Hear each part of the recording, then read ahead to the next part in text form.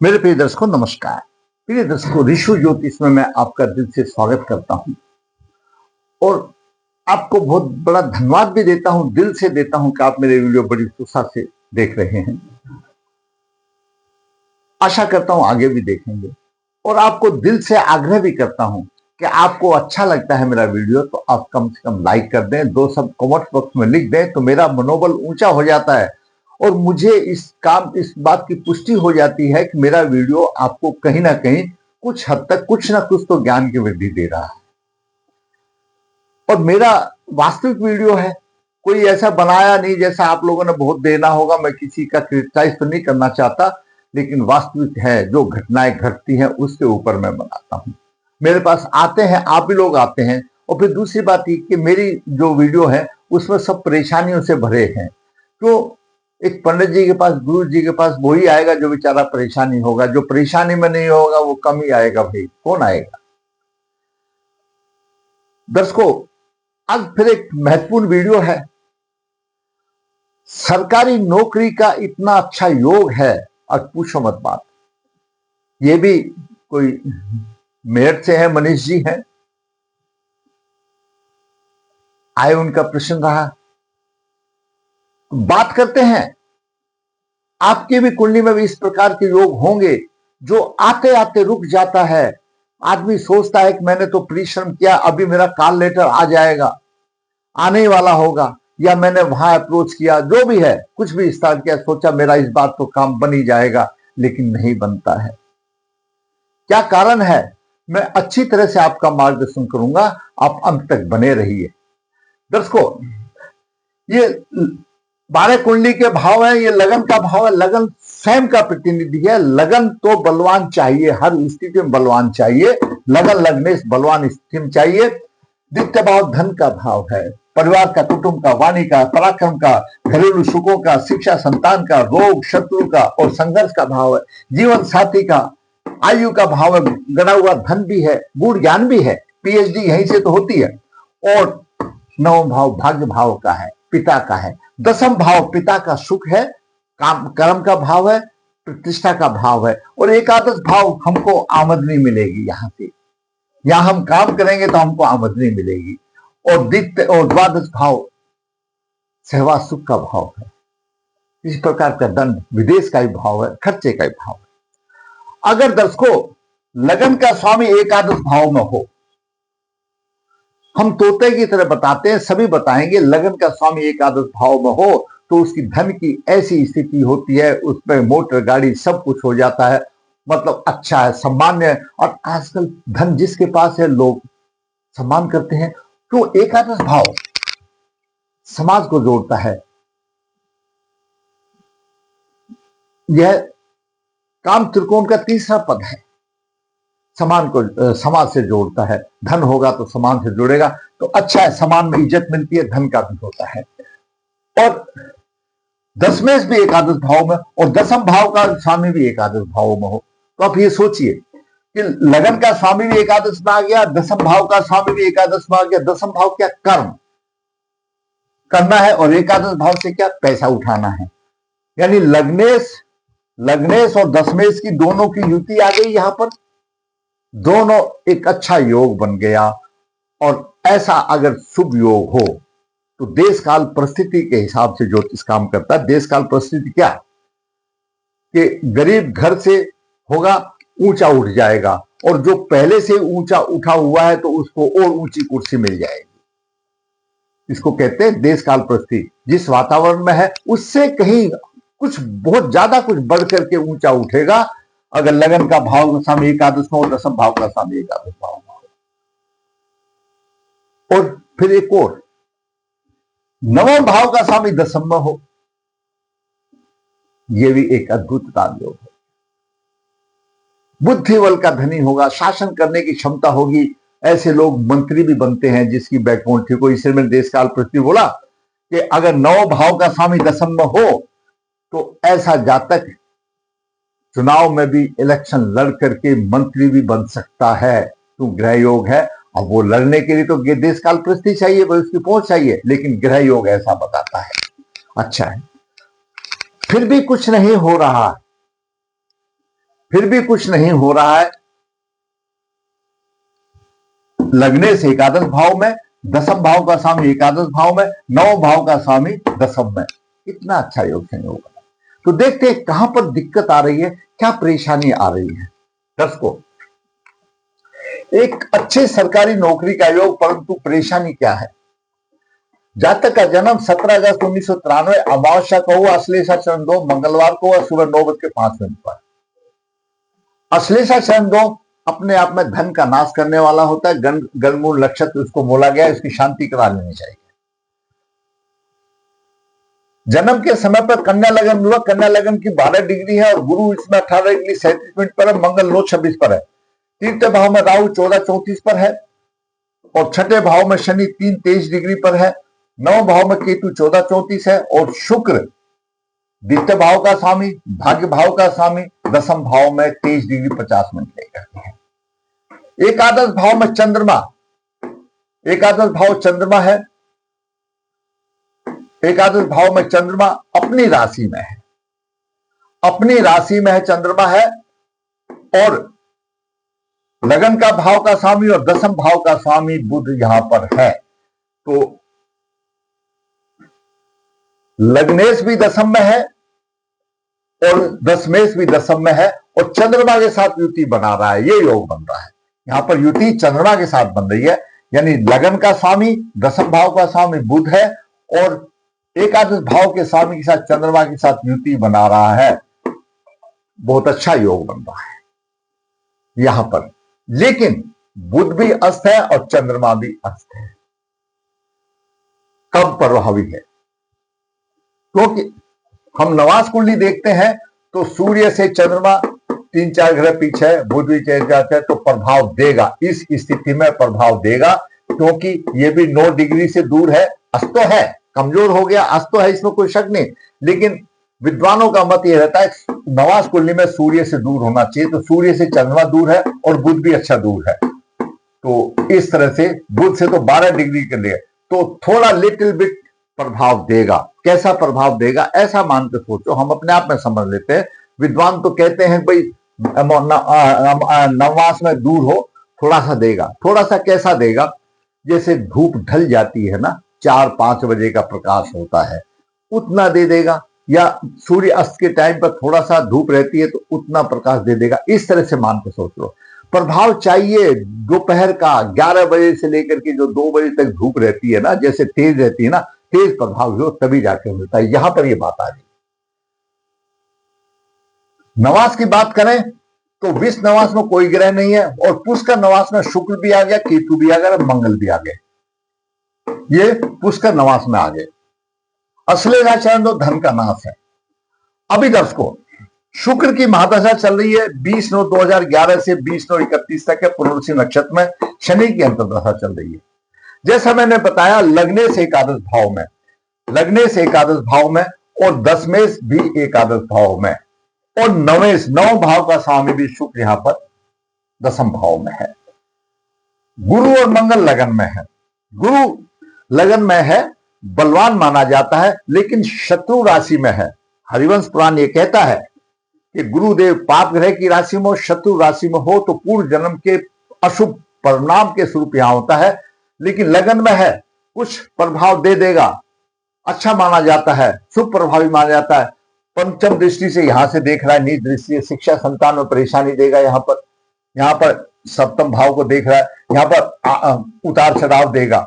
लेकिन देगा तब ना जब इसका दोष भंग हो। ये गुरु तो दोषी है। गुरु 2 केंद्रों का स्वामी है। गुरु यहां पर दोषी हो गया, प्रभावहीन हो गया और वैसे भी शिक्षा बुद्धि में परेशानी, ठीक है। सप्तम भाव की हानि नहीं करेगा, वाय में उतार चढ़ाव देगा, पर यहीं तक रह जाएगा गुरु, वो भी लिटिल बिट। वैसे दोषी जब माना गया है तो प्रभावहीन हो जाता है, दोष भंग नहीं हो रहा। मंगल की बात करें तो मंगल अष्टम भाव का स्वामी, तीर्थ भाव का स्वामी, साहस की तो कोई कमी नहीं है, लेकिन अष्टमेश होने के नाते हर एक काम में विघ्न बाधाएं आते हैं। घरेलू सुखों में परेशानी रहेगी। चौथी दृष्टि देख तो अष्टमेश है, जीवन सामान्य स्तर का रह जाएगा। घोर कष्ट आते हैं। और लगन में है अष्टम भाव का स्वामी और केतु भी देख रहा है, किसी प्रकार का चोट का भी योग बन सकता है। अब बात करें शनि की। शनि पंचमेश्वर छठे भाव का स्वामी है, अपनी राशि में है। शत्रु हंता तो यहां से बनता है, लेकिन जीवन जो है खतरों से भरा हुआ रहता है, क्योंकि तीसरी दृष्टि यहां पर नीच दृष्टि देख रहा है। शत्रु हंता तो होगा, लेकिन खतरों से जीवन भरा होगा। संतान और शिक्षा में कमी आएगी यहां पर, क्यों? पंचम भाव का स्वामी छठे में आ गया, उसमें भी कमी से आएगी।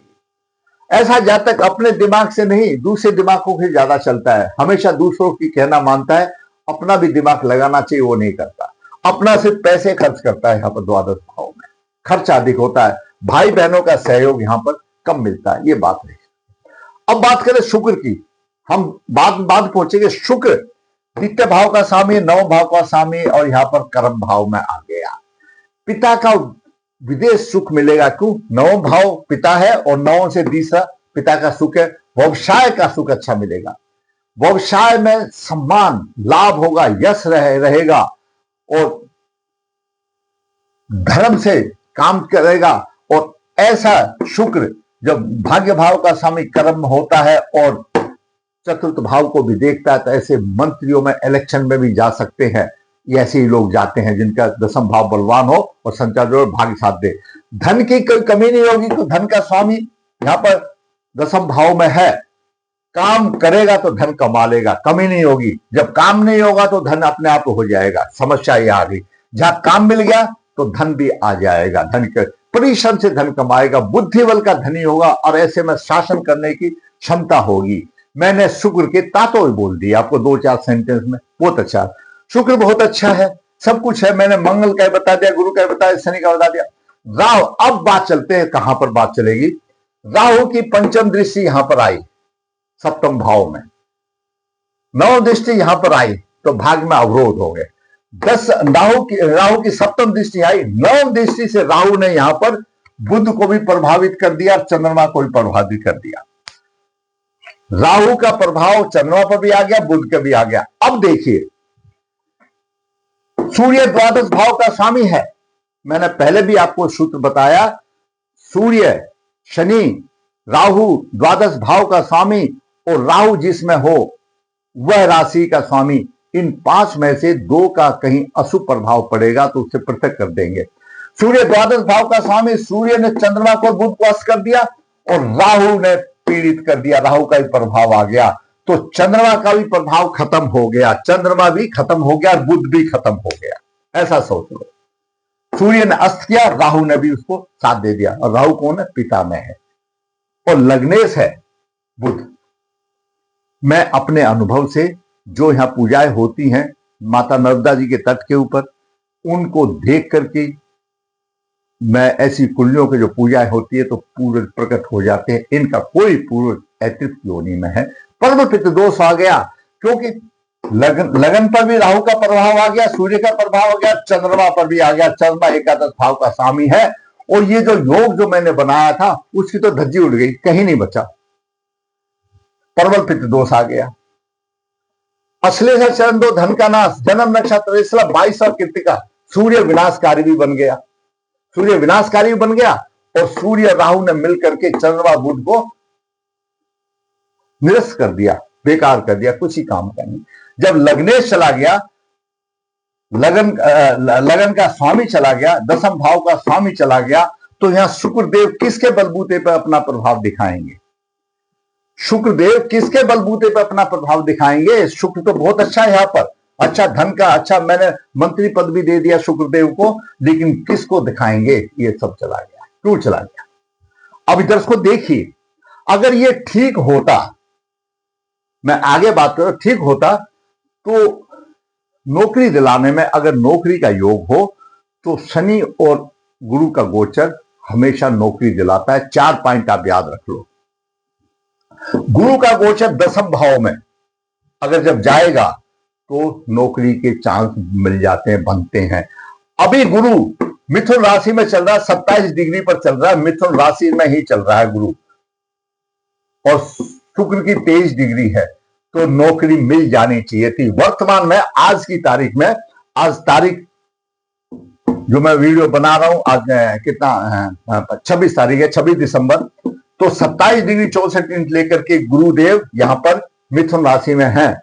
तो शास्त्र क्या कहता है, गुरु का गोचर 10वें भाव में जब आएगा तो नौकरी मिलेगी। वर्तमान में चल रहा 27 डिग्री हो गई, शुक्र को भी पार करके चला गया, नौकरी नहीं मिली।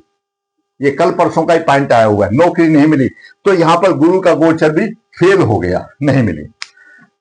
दूसरा है शनि गोचर में जब शुक्र बुध राहु से नव पंचम योग बनाए, नव पंचम योग शनि बनाए। अभी दर्शकों, अभी शनि देव की स्थिति मीन राशि में चल रही है, इससे पहले कुंभ राशि में था। तो कुंभ राशि में जब शनि था तो शुक्र से कोण में था, नव पंचम योग में था, तो शनि ने भी नहीं बनाया। अब तो शनि मीन राशि में है, शनिदेव मीन राशि में है, लेकिन उस मीन से पहले शुक्र देव जब यहां पर कुंभ राशि में थे तो शुक्र से 9वें स्थान पर थे, ये नव पंचम का योग बनता है। तो यहां पर शनि का गोचर भी फेल हो गया, नहीं दिया, शनिदेव ने भी नहीं दिया। दोबारा गोचर गुरु का भी गोचर होता है, सूर्य चंद्रमा गुरु पर हो, जहां सूर्य चंद्रमा और गुरु बैठे हो वहां पर भी हो तो भी देता है। जब गुरु ने यहां नहीं दिया तो अभी चंद्रमा पर जाएगा जब कर्क राशि में, तब कहां देगा, तब कैसे देगा, तब भी नौकरी का योग बनता है। यही दे सकते थे गुरुदेव। और फिर क्या कहा, फिर अगला चीज है 4 पॉइंट में से दशमेश की महादशा या सहधर्मी की अंतर्दशा हो। दशमेश की महादशा चले या उसके साथ उसके सहधर्मी मतलब उसके मित्र की दशा चले। शुक्र की दशा चल रही है, 9 भाग की दशा चल रही है और शनि की दशा चली, ये सारी दशाएं तो शुभ है, फिर मिला क्यों नहीं, फिर गुरुदेव ने यहां दिया क्यों नहीं, गुरुदेव यहां से छोड़ के क्यों चले गए। शुक्र तो 23 डिग्री पर है, ज्योतिष शास्त्र ये कहता है गुरुदेव की यहाँ 23 डिग्री होंगी तो एकदम नौकरी मिल जाएगी, लेकिन शुक्रदेव तो यहां से पार हो गए, 27 डिग्री पर आज की तारीख में है, क्यों नहीं दी, इसलिए नहीं दी कि यहां पर ये राहु और सूर्य का कमाल हो गया, दशम भाव और चंद्रमा अरेस्ट में हो गए, इसलिए नहीं दी, प्रबल पितृ दोष हो गया। अच्छा योग यहां पर इसलिए ये हो गया, ये समस्या आ गई मैंने आपको। और पुरुष नवास में शुक्र है, शुक्र भाग्य का स्वामी है, जहां पर भाग्य की उन्नति करेगा और जहां होगा उसको बढ़ोतरी करेगा। केतु भी यहां पर तकलीफ देगा, मंगल तकलीफ देगा, क्यों, ये पुरुष नवा में अशुभकारी है, लेकिन शुक्र तो शुभकारी है। शुक्र तो यहां पर पुरुष नवा में भाग्य और स्वामी है।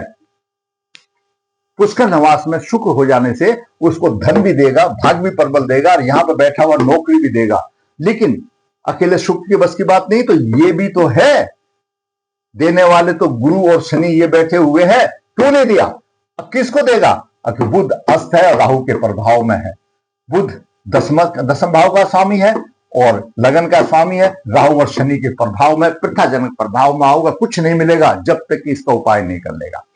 पितृदोष निवारण करके जातक बुध का रत्न यहां पर धारण करे और सूर्य को लगातार उदय होते हुए अर्घ दे, सारी समस्याएं खत्म हो जाए। अगर आपको मेरा वीडियो अच्छा लगा तो आप लाइक करें, शेयर करें, जिन चैनल सब्सक्राइब नहीं किया सब्सक्राइब करें, ताकि आने वाले भी अपडेट आपको मिलती रहे। धन्यवाद।